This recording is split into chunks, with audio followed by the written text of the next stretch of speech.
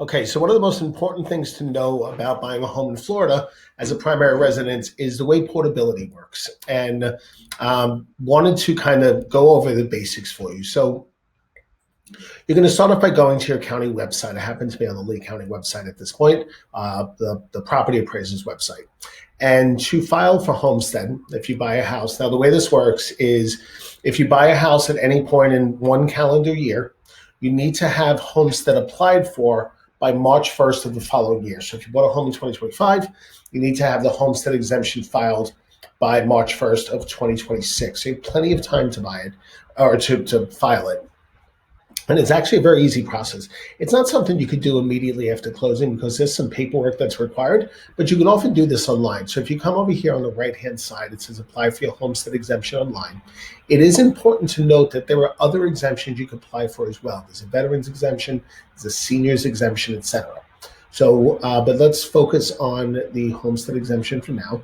You would click on the homestead button, and then there's two options here. Option one is to apply for a homestead only, and the reason why you would do that is if you are new to buying a primary residence in the state of Florida. If you have previously owned a primary residence and you're moving to a new primary residence, that's when that second option comes in where it says apply for homestead and portability.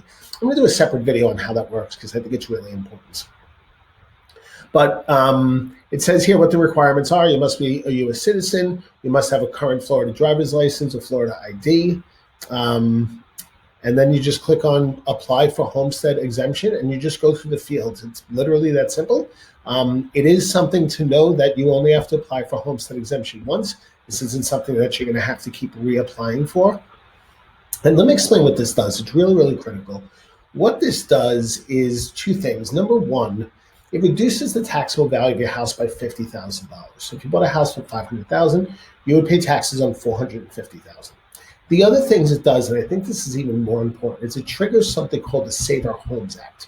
And the Save Our Homes Act is really important because what it says is that regardless of how much the county determines the real value of your home to go up, what they call the assessed value, your taxable value can only go up 3% per year.